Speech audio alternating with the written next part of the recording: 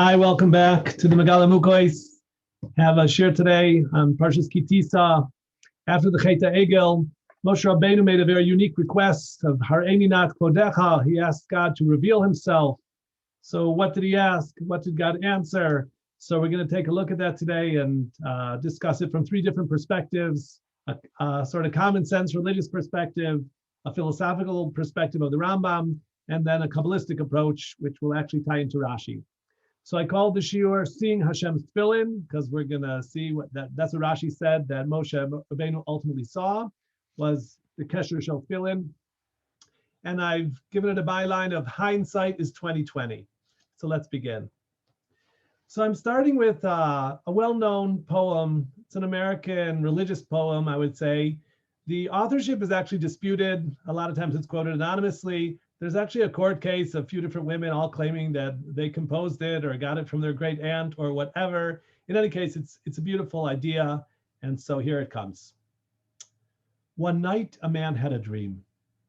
He dreamed he was walking along the beach with the Lord. Across the sky flashed scenes from his life. For each scene, he noticed two sets of footprints in the sand. One belonged to him and the other to the Lord. When the last scene of his life flashed before him, he looked back at the footprints in the sand. He noticed that many times along the path of his life, there was only one set of footprints.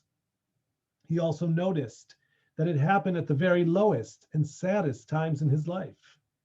This really bothered him, and he questioned the Lord about it. Lord, you said that once I decided to follow you, you'd walk with me all the way.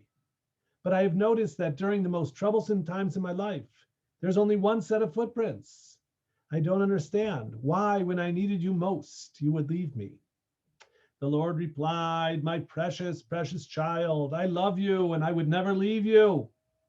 During your times of trial and suffering, when you see only one set of footprints in the sand, it was then that I carried you. So beautiful idea about Hashgacha Pratis, that Hashem picks us up on his shoulders, as it were, in times of when we're struggling and need extra help.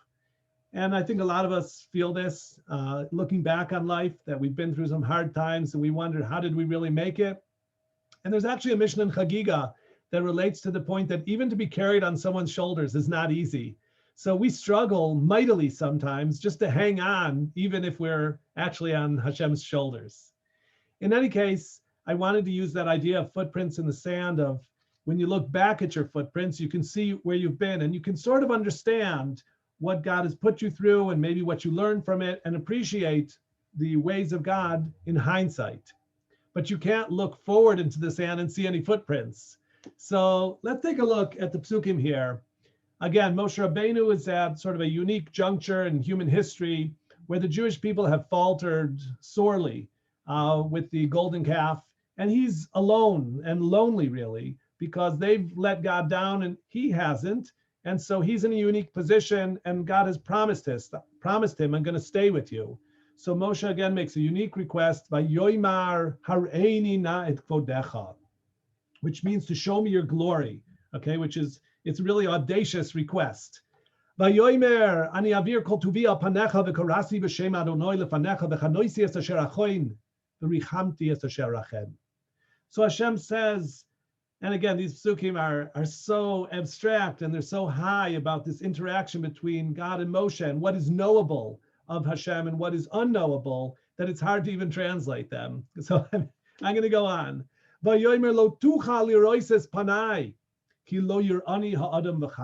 Hashem answers, you cannot see my face, as it were, because a person cannot see, a man cannot see God and live. But there's a place here with me in the cleft of the rock. So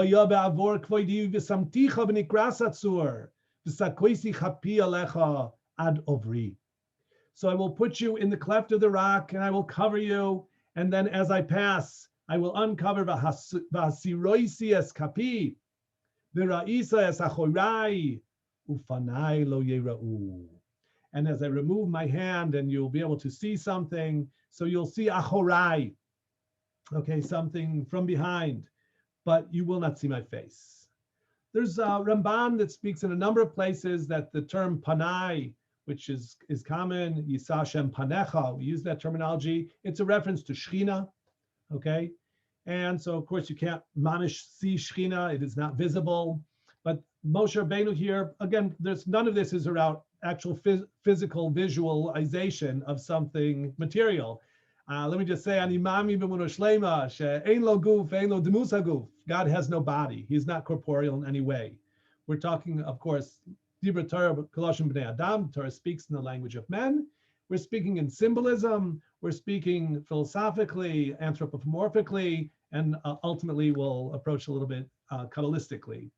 Anyway, so Moshe Rabenu is going to be allowed to see something here that ordinarily people don't see, and he'll see from behind, but he won't have a head-on view. So what many people explain is that we can see in hindsight the ways of God. We can see God's interaction in our lives when we look back on things, but we can't see it prospectively going forward. And really it says here, why not? Because you can't see it and live.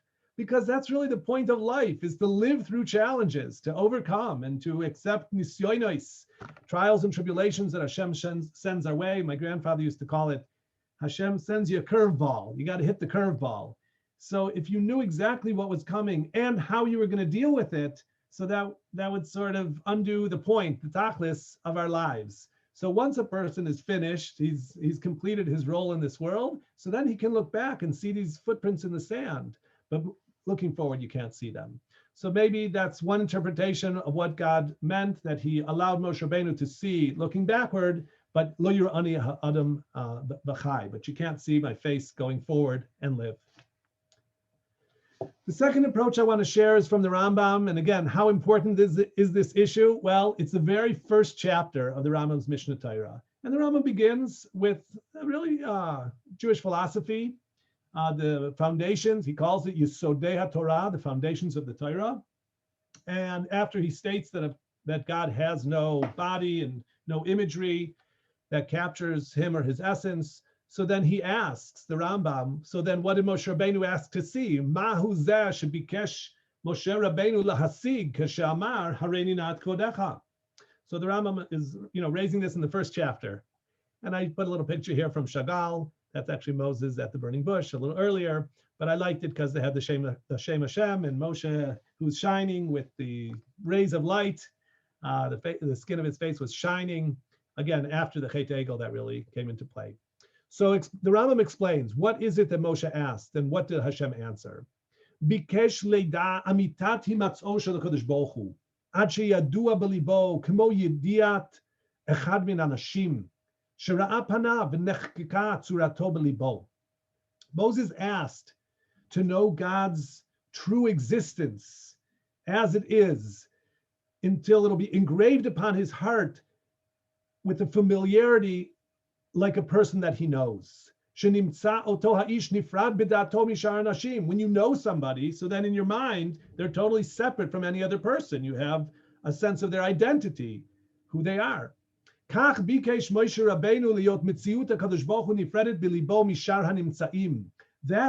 Rabenu asked to know God, that the existence of the divinity would be totally separate and distinguished from any other existence.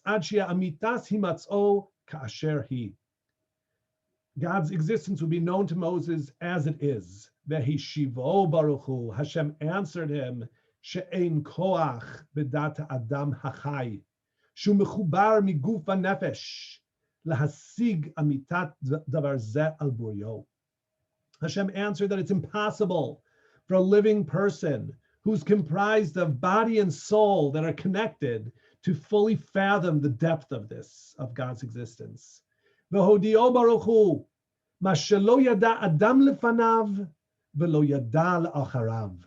But Hashem did make himself known to Moshe Rabenu on a higher level than any man that had ever lived until then, nor anyone that would ever live in the future. Ad shehisig me'amitat himatz'o, davar shenifrad HaKadosh Baruch Hu b'da'ato mishar hanimtza'im, כמו שיפרד אחד מן האנשים שראה אחוריו והשיג כל גופו ומלבושו בדעתו mishar gufei ha'anashim. Ve'al davar zeh ramaz hakatuv ve'amar v'ra'isa et achorai ufanai lo yira'u. So again, the language of the Rambam is so beautiful and poetic.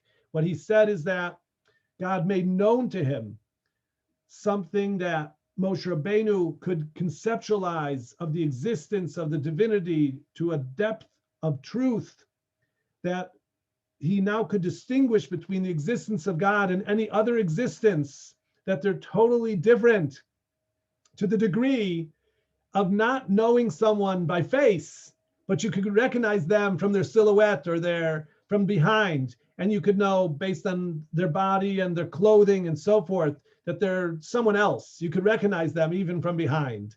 That's what the Rambam says the Torah alluded to by saying that you can't see my face, but you can see me from behind. Okay, so beautiful words of the Rambam, a second approach of what it means that Moshe Rabenu was able to see from behind, but not face to face in this respect.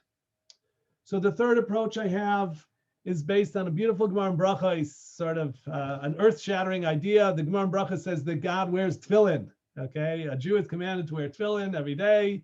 But the Gemara in Bracha says that God also wears tefillin.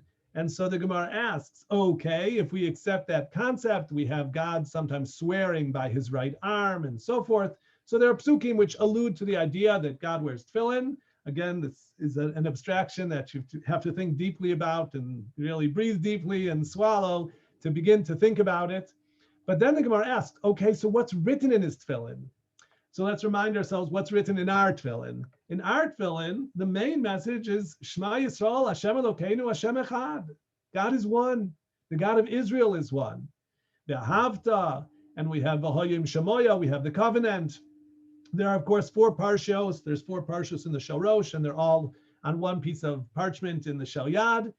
And they're all about this, that the unique relationship between God and the Jewish people, how he commanded us to make the Korban Pesach and the Bris Milah in order to take us out of Egypt. And we should bind that for frontlets between thine eyes, etc., and even on thy gates to write a mezuzah.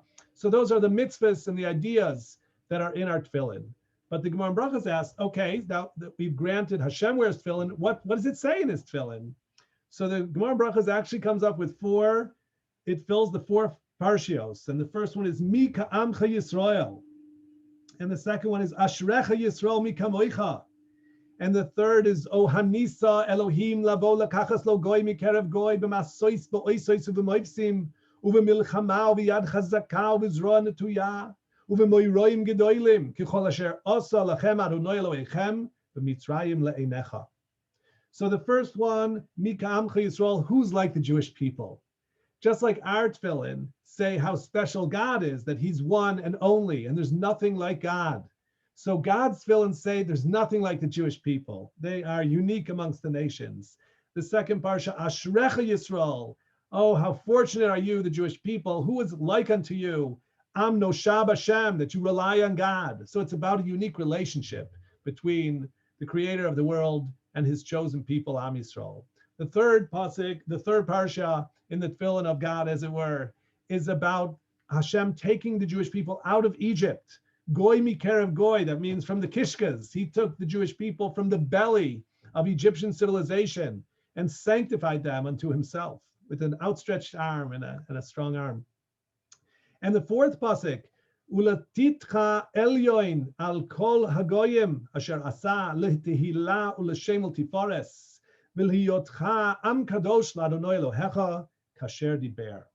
So the fourth one speaks about, I guess, the supremacy of the Jewish people over the Gentiles, that Hashem is going to raise them up, l'tehila l'shem ultiferes, for glory, and they're going to be a holy nation unto God, as he has spoken. So this is the tefillin of HaKadosh Baruch Hu. Okay. Now, when the pasuk said, "V'achorai panai lo yira'u," but I'm going to show you v'ra'isa es achorai, Rashi says on ra'itat achorai, Rashi, her'eu kesher shel tefillin. What did Moshe Rabenu see? Again, this is a prophetic vision, not a vision with eyes. but what he saw was the kesher shel tefillin, which I put here, the knot on the tefillin, which is behind the head. And that's what Moshe Rabenu again saw in this prophetic vision of a Kadosh Baruch Hu. He saw God's tefillin, the knot, which connects the tefillin shel rosh to the straps that come down, as it were, over the body. Again, we're talking about tefillin, which we know, and we're now talking abstractly about God's tefillin, which the Gemara Brachas teaches us about. So I want to take one step further and think about what does the Gemara Brachas mean that God wears tefillin? And so again, we see that it's about a relationship between the Jewish people and the Kadosh Baruch Hu, him taking us out of Egypt and making us special and a holy nation unto him. But I want to remind you of, we talked before about tefillin and how it's up here between your eyes and the makom where you have hair. And it's a part of your brain, it relates to your brain.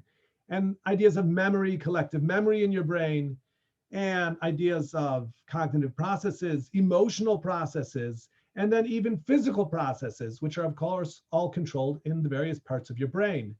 And the tefillin is taking from this very high point of mind and tying it all together and then sending messages down through the spinal cord to your body. We even connected the Rambam told us the length of the straps of the tefillin, shorosh, extend down over your chest, down to your belly button and to your bris milah. So it's controlling taiva for food and reproduction. So that's the tefillin shorosh. So how can we understand that regarding the tefillin of God? So let me share an idea here from the Kabbalah. I put here what's called the Eitz Chaim, and it's a diagram of 10 spheroids. But if you count them, you'll see here there's actually 11. And there's never 11 spheres, there are only 10. But there's a sphere called Da'as, which I guess it's not Chokhmah, which is knowledge, or Bina, understanding, but Das, I guess I'll use comprehension. And it's about synthesizing information and analysis and drawing conclusions. That's what Da'as is. And whether or not it's in the group of 10 spheros, it's complicated. Sometimes it is and sometimes it isn't. It switches off, let's say, with Keter, but that's out of the scope of our discussion. But we're talking about Dat as a chibur, as a connection. And we're relating it to the tefillin shorosh, which is at the back of the head, where the brain joins the spinal cord.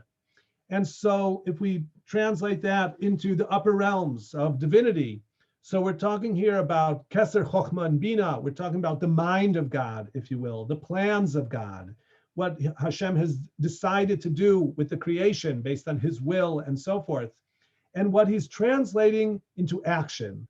Hashem created the world, which was an act. He spoke and it came into being. And the world continues to exist because Hashem wills it into existence. And he played a very active role in Yetzias Mitzrayim, taking one nation out from another, and continues to run the world. And so there's a connection between mind and we'll call it deed, okay? And that connection is really at the kesher shel tefillin, between the mind and the body. Of course, God doesn't have mind or body, but we're talking abstractly, conceptually, anthropomorphically. And so the kesher shel tefillin is a place where one can see what someone is thinking based on what they do. And to go again one step further, if I dare, I had a diuk in Rashi, and this is something the Megaleh Amukos often makes this diuk when the pasuk has a word that ends with vav k, in this case hey vav, harehu. This is Rashi. Rashi says harehu kesher shel tefillin. So I wanted to be medayik Rashi that what Moshe Rabenu saw was vav k, the last two letters of yud k vav k, because if we analyze Kabbalistically, the yud of yud k vav k is associated, the kutzo shel yud, with keter, but the body of the yud with chokhmah. The first hey of the shem associated with bina, understanding.